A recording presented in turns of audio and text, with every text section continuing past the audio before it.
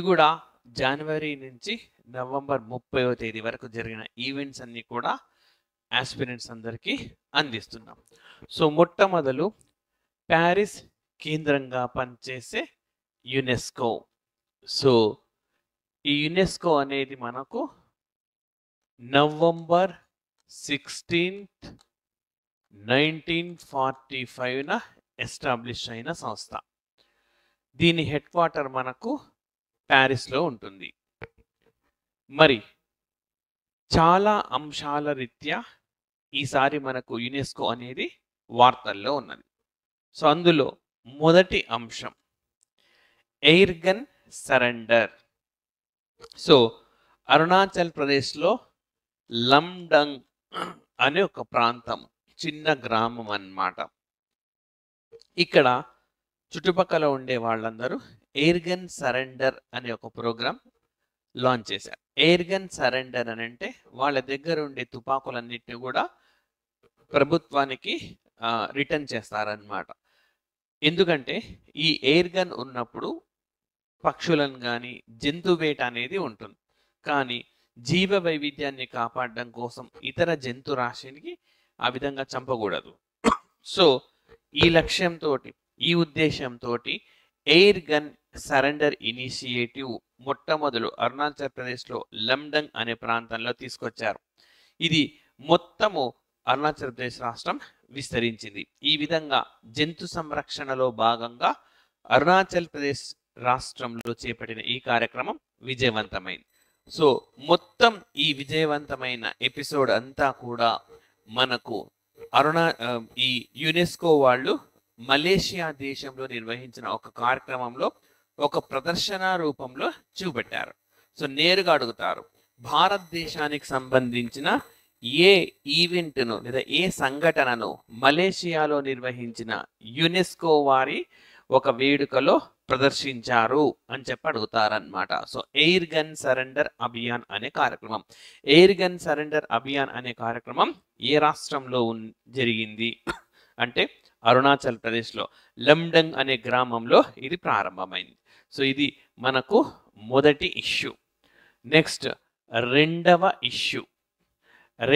Issue వచ్చేసి మనకు international film festival of India. So భారత అంతర్జాతీయ సినీ ఉత్సవం ప్రతి సంవత్సరం ఇది నవంబర్ నెలలో జరుగుతూ ఉంటుంది. సో దీనికి శాశ్వత వేదిక గోవా అన్నమాట. So international film festival of ఇండియాకు పర్మనెంట్ వెన్యూ ఏది అని అంటే గోవా.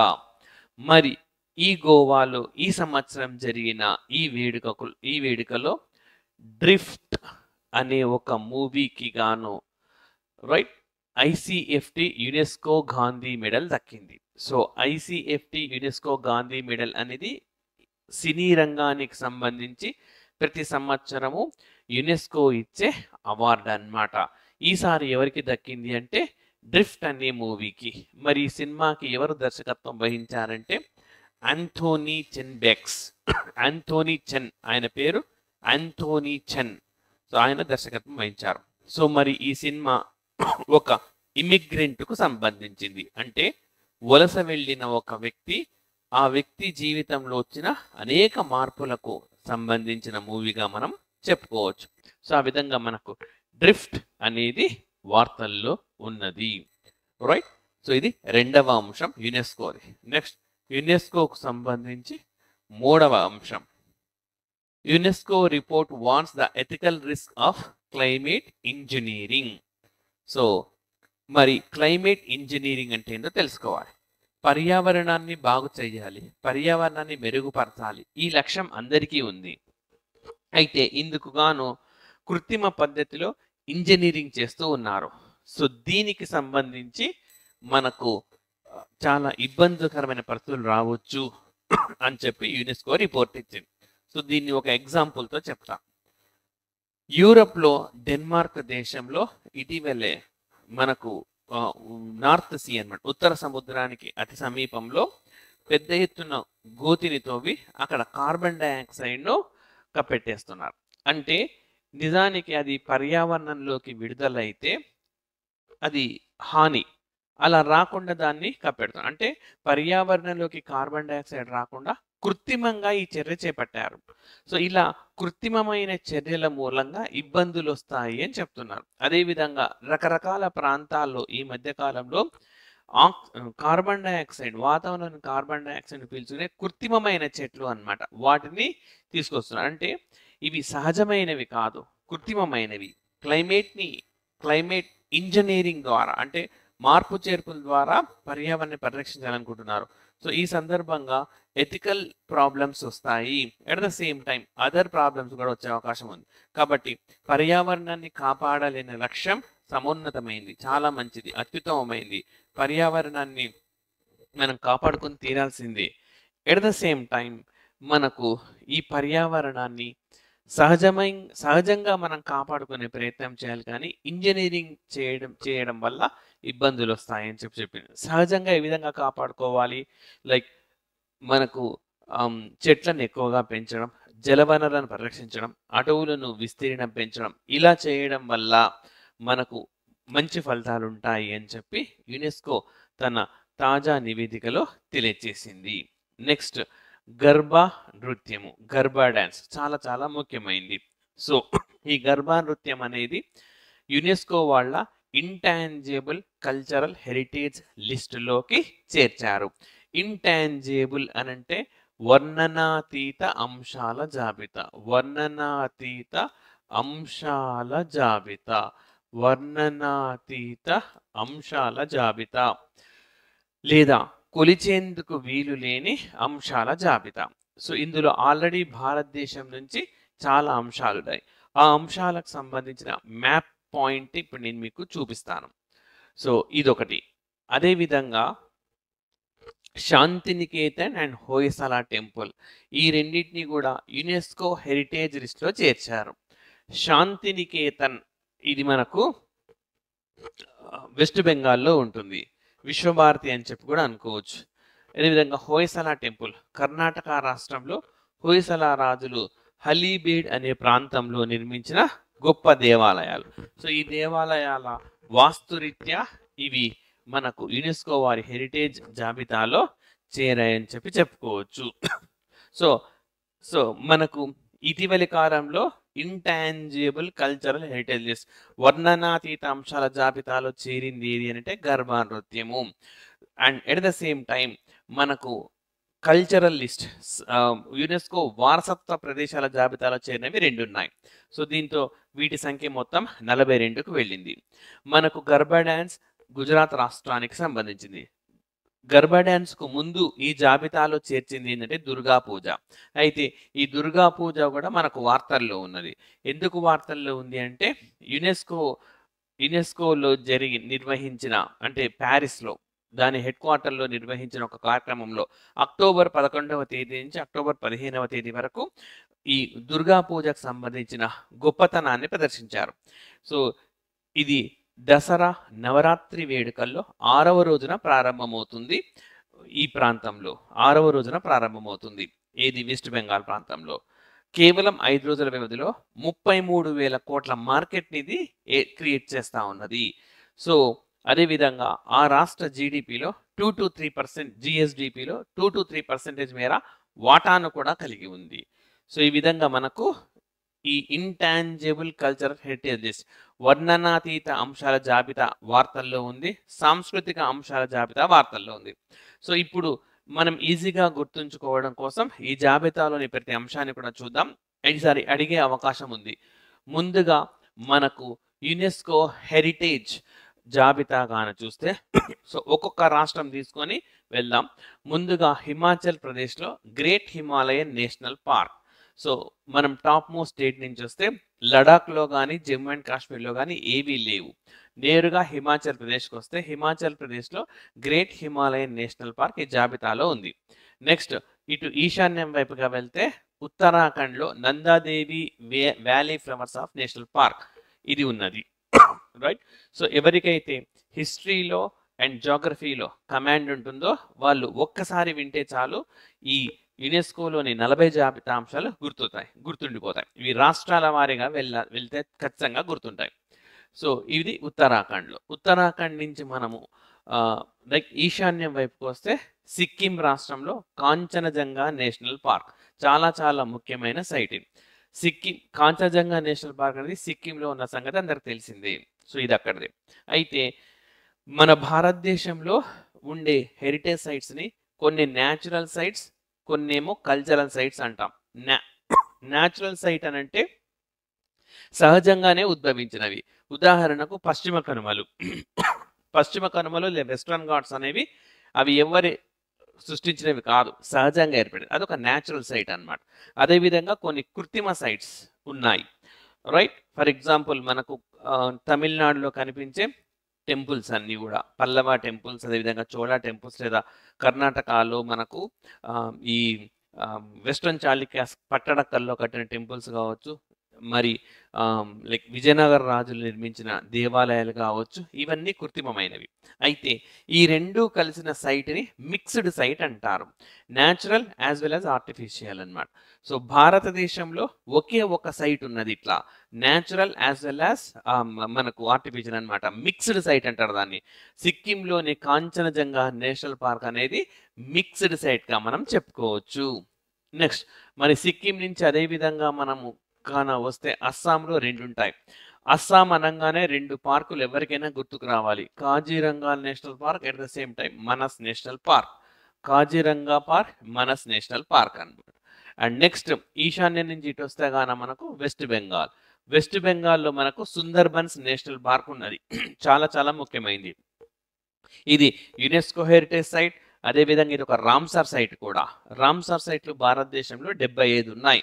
అందులో సుందర్బన్స్ నేషనల్ పార్క్ ఉంటుంది, హెరిటేజ్ సైట్లో కూడా ఉంటుంది. మరి ఇదే వెస్ట్ బెంగాల్లో మనకి ఇప్పుడు శాంతినికేతన్ కూడా వచ్చేసింది. మరి వెస్ట్ బెంగాల్ నుంచి మనం సౌత్ వైపుగా వస్తే ఒరిస్సాలో సన్ టెంపుల్, సో సూర్య దేవాలయం అనేది యునెస్కో హెరిటేజ్ సైట్. నెక్స్ట్ అదే విధంగా మనం సౌత్కి వస్తే ఆంధ్రప్రదేశ్లో ఎలాంటి హెరిటేజ్ సైట్ లేదు, కానీ మరొక తెలుగు రాష్ట్రమైన తెలంగాణ రాష్ట్రంలో రామప్ప దేవాలయం ఉన్నది. రామప్ప దేవాలయం. సో ఈ రామప్ప దేవాలయం అన్నది ములుగు జిల్లాలో ఉంటుంది. కాకతీయుల రాజులు నిర్మించిన గొప్ప దేవాలయంగా మనం దీన్ని చెప్పుకోవచ్చు. అదేవిధంగా తమిళనాడులోకి వస్తే మనకు తమిళనాడులో రెండు ఉన్నాయి. సో మనకు చోళరాజులు కట్టించిన దేవాలయాలు, అంతకుముందే మనకు పల్లవ రాజులు కట్టించిన దేవాలయాలు మహాబలిపురంలో ఉంటాయి. మామల్లపురం అని కూడా దీన్ని పిలుస్తూ ఉంటారు. మరి తమిళనాడు నుంచి కేరళకు వెళ్ళి కేరళలో ఏం లేవు. కర్ణాటక గాన వెళ్తే కర్ణాటకలో విజయనగర రాజులు నిర్మించిన హంపి దేవాలయాలు, ఎట్ ద సేమ్ టైం పశ్చిమ చాళుక్యులు నిర్మించిన దేవాలయాలు. పశ్చిమ చాళుక్యులు వెసరా అనే ఒక స్టైల్ ఆఫ్ ఆర్కిటెక్చర్ను ఇంట్రడ్యూస్ చేశారు. అంతేకాదు ఈ ప్రపంచంలో ఈ పశ్చిమ చాళుక్య రాజులు దేవాలయాలు నిర్మించడం కోసం ఒక వాస్తు యూనివర్సిటీని కూడా నిర్మించారు, ఒక కాలేజ్ నిర్వహించినారు. అందుకే పట్టడకల్ అనే ప్రాంతంలో 120 దేవాలయాలు ఉంటాయి. సో ఎవరైతే దేవాలయాలు చేరడానికి ఒక స్టూడెంట్స్ వస్తారో వాళ్ళు ఒక బ్యాచ్ అన్నమాట.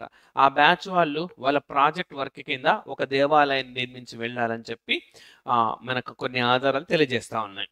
సో ఆ విధంగా వెస్ట్రన్ చాళుక్యాస్ అండ్ పల్లవాస్ మనకు విజయనగర టెంపుల్స్. ఇప్పుడు ఇందులోనే మరొక కర్ణాటక రాష్ట్రంలో వచ్చిన మూడవ సైట్ వచ్చేసి హోయసల టెంపుల్స్ అనమాట. హలీబీడ్ అనే ప్రాంతంలో ఉంటాయి.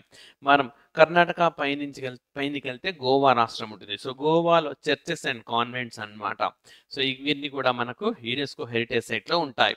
నెక్స్ట్ దానికి పైగా వెళ్తే మనకు మహారాష్ట్ర. భారతదేశంలో యునెస్కో హెరిటేజ్ సైట్ అతి ఎక్కువగా ఉన్న రాష్ట్రం ఏది అని అంటే అది మనకు మహారాష్ట్ర. మహారాష్ట్ర అనగానే మనకు గుర్తుకొచ్చే గుహలు ఉంటాయి.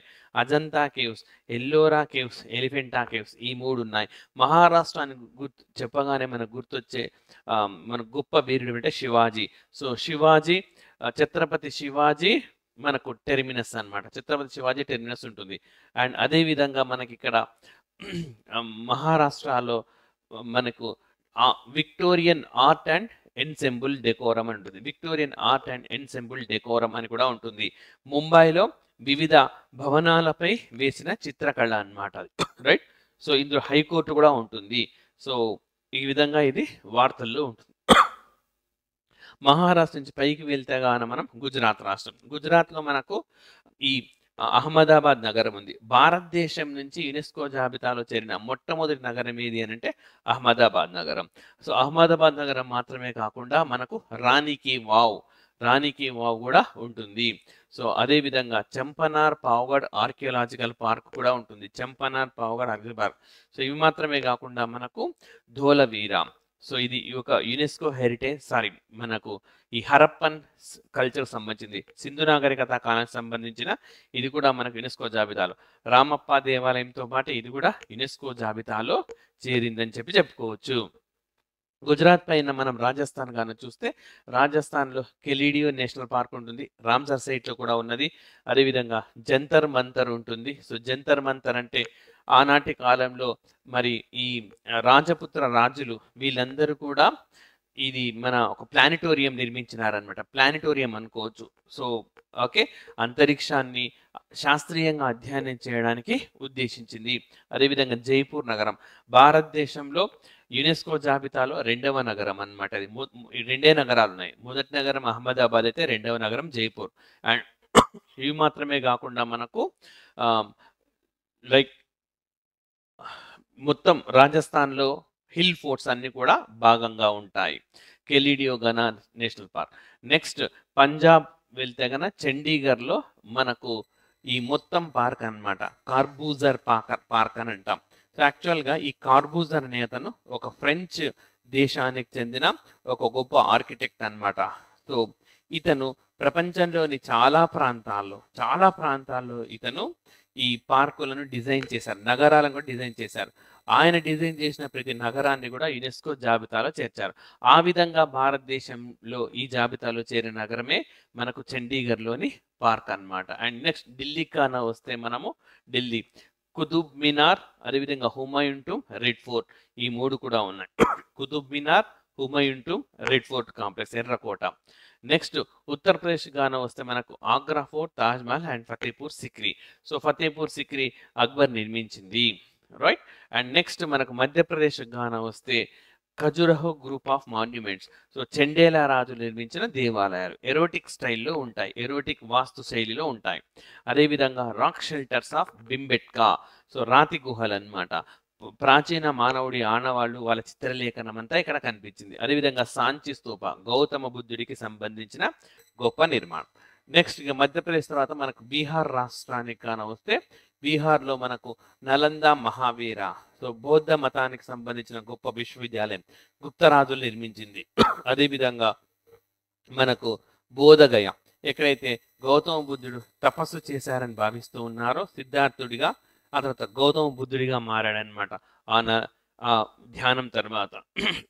సో ఇవి ఇప్పటిదాకా మనం డిస్కస్ చేసినవన్నీ 38 ఉన్నాయి. మరి 39, 40 ఏమవుతాయి అని అంటే మనకు like western Ghats more than 1 స్టేట్లో స్ప్రెడ్ అయి ఉన్నాయి. గుజరాత్, మహారాష్ట్ర, గోవా, కర్ణాటక, తమిళనాడు, కేరళ. ఈ విధంగా మనకు తమిళనాడులో లేవు. సో కర్ణాటక అండ్ కేరళ అన్నమాట. ఇవి మోర్ దెన్ 1 స్టేట్. నెక్స్ట్ మనకు అదేవిధంగా హిల్ రైల్వేస్. సో భారతదేశంలో మనకు తమిళనాడులో రైల్వేలు కొండలపై ఉన్నాయి, నీలగిరి ప్రాంతంలో. అదేవిధంగా మనకు హిమాచల్ ప్రదేశ్లో కొండలపైన రైల్వేస్ ఉన్నాయి. సో ఈ విధంగా కొండలపైన ఉండే ప్రాంతాలను కూడా అక్కడ రైల్వేలు మనం నిర్మించేందుకు అవి కూడా యునెస్కో జాబితాలో ఉన్నాయి. గ్రూప్ అన్నమాట. అది మనకు రీసెంట్గా హిమాచల్ ప్రదేశ్లో ఒక కొండపైన ఒక రైల్వేలో ప్రమాదం కూడా సంభవించడం జరిగింది. సో ఆ విధంగా అది వార్తల్లో కూడా ఉన్నది. సో ఇవి మనకు 40 సైట్స్, ఇవన్నీ 42 అన్నమాట. ఇప్పుడు కొత్తగా చేసిన వాటితో కలిపి ఇవన్నీ కల్చరల్ హెరిటేజ్ సైట్స్. నెక్స్ట్ మనకు యునెస్కో ఇంటాంజిబుల్ సైట్స్ అన్నమాట. ఇంటాంజిబుల్ ఇష్యూస్ అంటే వర్ణనాతీత అంశాలు కాన చూస్తే మనకు చూడండి. So traditional Vedic chanting. So traditional Vedic chanting అంటే వేద మంత్ర ఉచ్చారణ. సో వేద మంత్రాలు చెప్తూ ఉన్నప్పుడు ఒక రితం ఫాలో అవుతూ ఒక పద్ధతి ప్రకారం ఉంటుంది. అవన్నీ కూడా మనకు సో ఒక ఎంతమంది దాన్ని మంత్రాలు ఉచ్చరిస్తున్నా సరే ఒకే రీతిలో ఉంటుంది. సో అవన్నీ కలిపి చేర్చారు. అదేవిధంగా యోగా నవరోజ్. యోగా అనేది మనకు భారతదేశంలో ప్రాచుర్యం పొందింది. ప్రస్తుతం జూన్ 21 ఇంటర్నేషనల్ యోగా డేగా కూడా చేసుకుంటున్నాం. అదేవిధంగా నవరోజ్ పండగ పార్సీలకు సంబంధించిన పండగ. సో ఢిల్లీ సుల్తాన్లు ముఖ్యంగా బాల్బన్ అనే సుల్తాన్ దీన్ని భారతదేశంలో ప్రవేశపెట్టారు. ఈ 3 దేశం మొత్తానికి సంబంధించింది ఇది. సో ఇవి కాకుండా రాష్ట్రాల వారీగా చూస్తే మనకు ఈ సిక్కింలో గర్వాల్ హిమాలయాస్ అని ఉన్నాయి. అక్కడ రమ్మన్ అనే నృత్యం అన్నమాట. రమ్మన్ అనే నృత్యం. సో అదే విధంగా ఇది మనం ఉత్తరప్రదేశ్కి వస్తే రామ్లీలా. భారతదేశం నుంచి ఈ జాబితాలో చేరిన మొదటిది రామ్లీల, రెండవది వేదిక్ చాంటింగ్ అన్నమాట. రైట్, రామ్లీలా. సో ఇది కూడా దసరా వేడుకల్లో జరిగే ఒక గొప్ప సంస్కృతి. నెక్స్ట్ ఉత్తరప్రదేశ్లో కుంభమేళా మనకు ప్రపంచంలోనే అతిపెద్ద ఒక మతపరమైన వేడుకగా మనము చెప్పుకోవచ్చు. నెక్స్ట్ మణిపూర్లో సంకీర్తన. అదేవిధంగా కోల్కతాలో దుర్గా పూజ. ఇది మనకు ఇప్పుడు గర్భాన్ని చేరింది గుజరాత్. అంతకుముందు ఇదే చిట్ట చివరిది అనమాట. సో దీనికి సంబంధించిన ప్రదర్శనే ఈ సంవత్సరం మనకు ప్యారిస్లో నిర్వహించారు. అదేవిధంగా ఒడిస్సా, జార్ఖండ్, వెస్ట్ బెంగాల్లో కనిపించే చౌ నృత్యము. అదేవిధంగా మనకు కేరళలో 2 ఉన్నాయి. యునెస్కో హెరిటేజ్ సైట్లో కేరళ నుంచి ఒక్కటి కూడా లేవు, కానీ ఇంటాంజిబుల్ 2 ఉంటాయి. కుడియట్టం, ముడియట్టు అని చెప్పి సాంస్క్రిట్ డ్రామాలు ఇవి. అదేవిధంగా మనకు రాజస్థాన్లో కనిపించే కాల్బెలియా అనే ఒక నృత్యము. అండ్ పంజాబ్లో మనకు traditional brass copper craft. So ఈ కాపర్ తోటి అండ్ బ్రాంజ్ అన్నమాట, అంటే మనకు కాన్సెమ్ తోటి తయారు చేసే రకాల వస్తువులు. నెక్స్ట్ లడాఖ్లో కనిపించే బుద్ధిస్ట్ చాంటింగ్, బౌద్ధ మత ఉచ్చారణ. సో ఈ 14కి కొత్తగా చేర్చిందే మనకు రీసెంట్గా గర్భా నృత్యం గుజరాత్ రాష్ట్రం నుంచి. సో ఇది మనకు ఈ సైట్స్ అన్నమాట. మరి యునెస్కో ఇంకా ఎందుకు వార్తల్లో ఉంది అని గాను మనం చూస్తే, UNESCO international education day. So ప్రతి సంవత్సరము జనవరి 24ని ఇంటర్నేషనల్ ఎడ్యుకేషన్ డేగా చేస్తాం.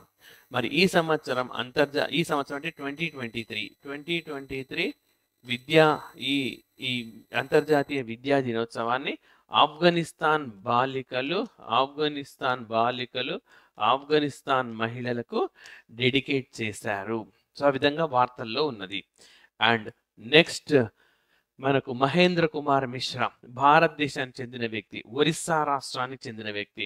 సో ఈయనకు international mother language day award ఇచ్చారు. ఈ సంవత్సరం అంతర్జాతీయ మాతృభాషా దినోత్సవపు అవార్డును ఇచ్చినారు మహేంద్ర కుమార్ మిశ్రా. ప్రతి సంవత్సరము ఫిబ్రవరి 21న అంతర్జాతీయ మాతృభాషా దినోత్సవం నిర్వహిస్తూ ఉంటారు. నెక్స్ట్ మనకు ప్రతి సంవత్సరం మే 3వ తేదీన మనకు అంతర్జాతీయ పత్రికా స్వేచ్ఛా దినోత్సవం నిర్వహిస్తారు, ఇంటర్నేషనల్ ప్రెస్ ఫ్రీడమ్ డే. మరి ఈ సంవత్సరం అంతర్జాతీయ పత్రికా స్వేచ్ఛ దినోత్సవం రోజున నీలోఫర్ హమీది, ఎలాహి మహమ్మది, నర్గీస్ మహమ్మది వీళ్ళ ముగ్గురికి యునెస్కో ప్రెస్ ఫ్రీడమ్ ప్రైజ్ అవార్డును ప్రకటించినారు. రైట్. సో ఆ విధంగా వీళ్ళు ముగ్గురు కూడా వార్తల్లో ఉన్నారు. వీళ్ళు ముగ్గురు కూడా ఇరాన్ దేశానికి చెందిన మహిళలు. ఇరాన్లో పెద్ద ఎత్తున పత్రికా స్వేచ్ఛకు విఘాతం కలుగుతా ఉన్నది. ముఖ్యంగా ఆ దేశంలో హిజాబ్కు వ్యతిరేకంగా మహిళలు ఉద్యమిస్తున్నారు. అయితే ఉక్కు పాదాలతో ఈ ఉద్యమాన్ని ఇరాన్ అణిచివేసింది. అయినప్పటికీ ఈ ముగ్గురు మహిళలు ఎంతో ధైర్య సాహసాలతో వీళ్ళు సోషల్ మీడియాలో ఇతర మాధ్యమాల ద్వారా చురుగ్గా ఉన్న నేపథ్యంలో వీరికి ఈ అవార్డుని ఈసారి ప్రకటించారు. నెక్స్ట్ జగదీష్ బకాన్, ఈయన మనకు భారతదేశంలో ఈ మెరైన్ నేషనల్ పార్క్కి నేతృత్వం వహిస్తూ ఉన్నారు. ఈయనకు మైకేల్ బ్యాట్సీ అవార్డు వచ్చింది. మైకేల్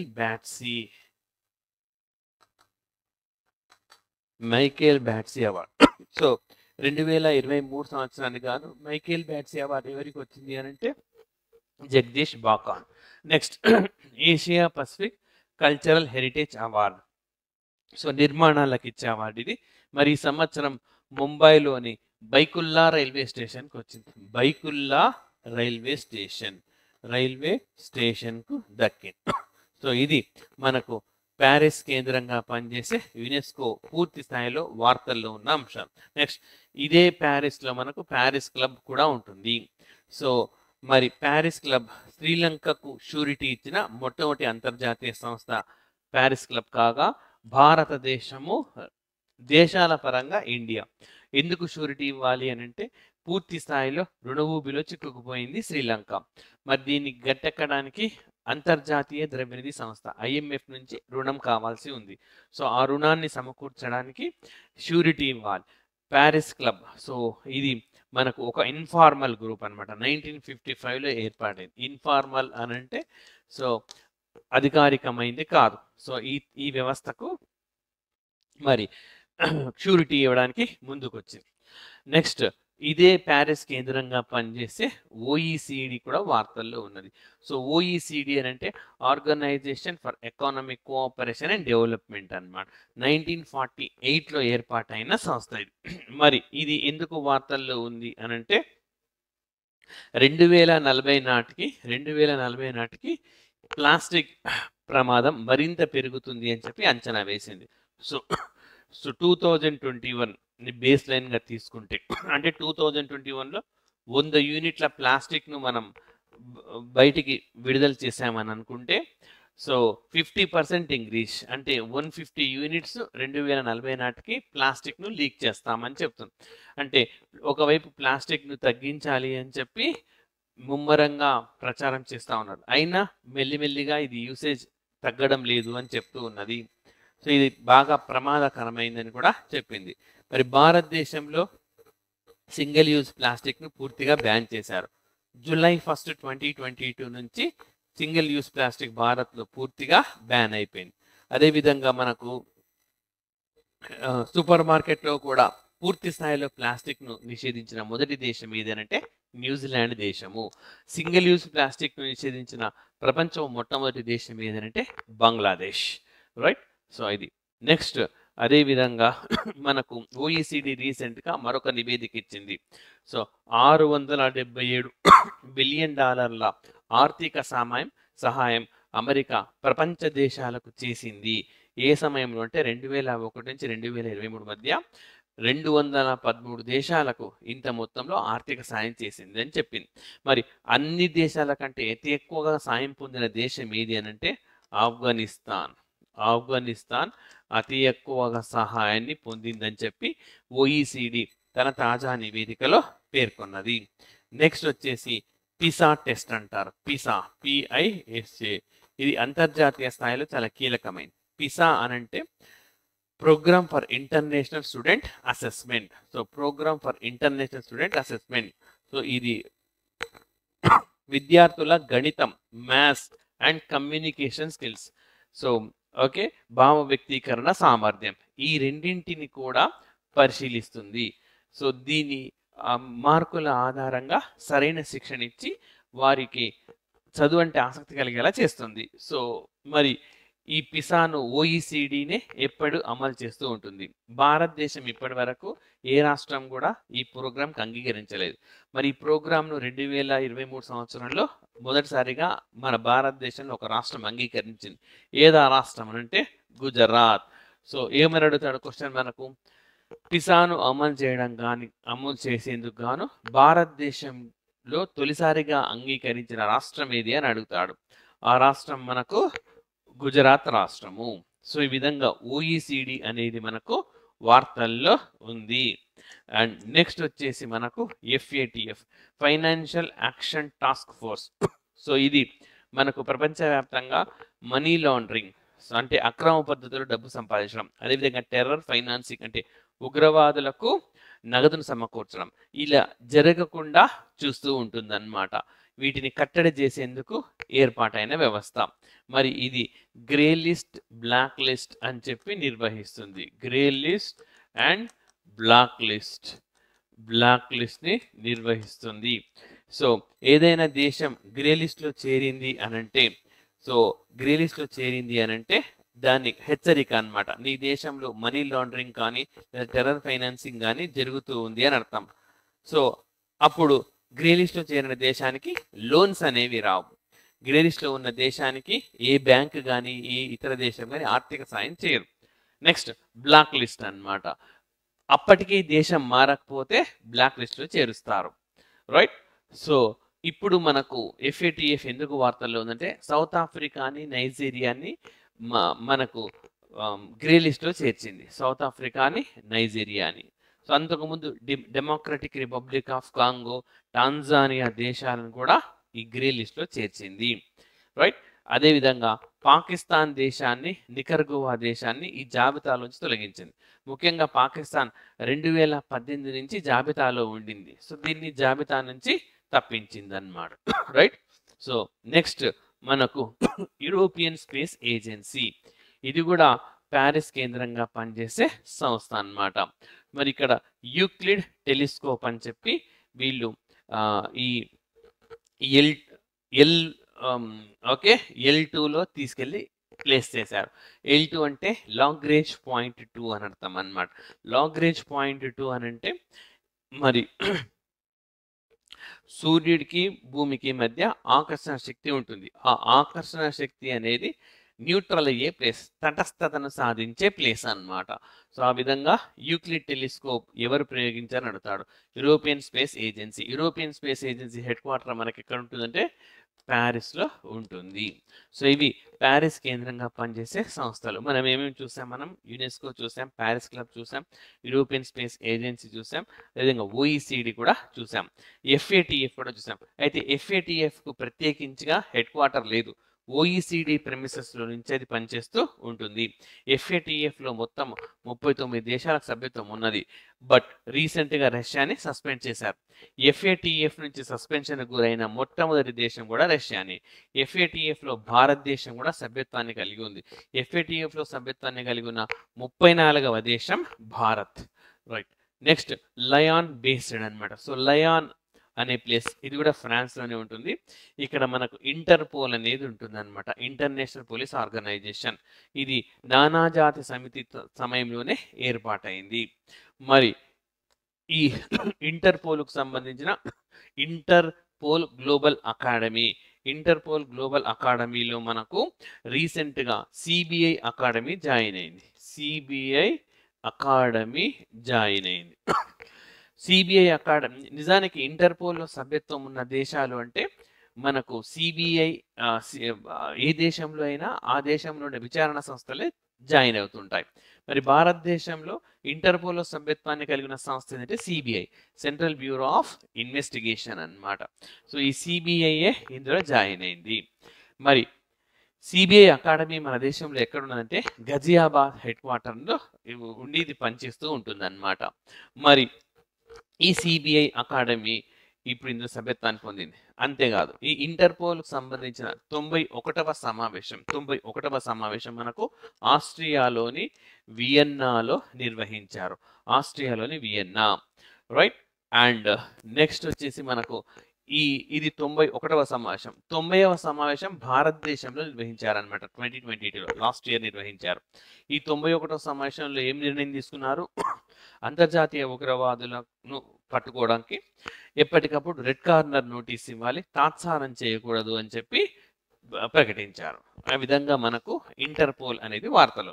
నెక్స్ట్ బ్రజల్స్ కేంద్రంగా పనిచేసే నాటో అన్నమాట. సో బ్రజల్స్ కేంద్రంగా పనిచేసే నాటో. మరి ఈ నాటోలో మనకు ఈ ఏడాది వరకు 30 దేశాలు ఉండినాయి. తాజాగా 2 కొత్తగా దేశాలు చేరినాయి. అవి ఏంటంటే ఫిన్లాండ్ అండ్ స్వీడన్.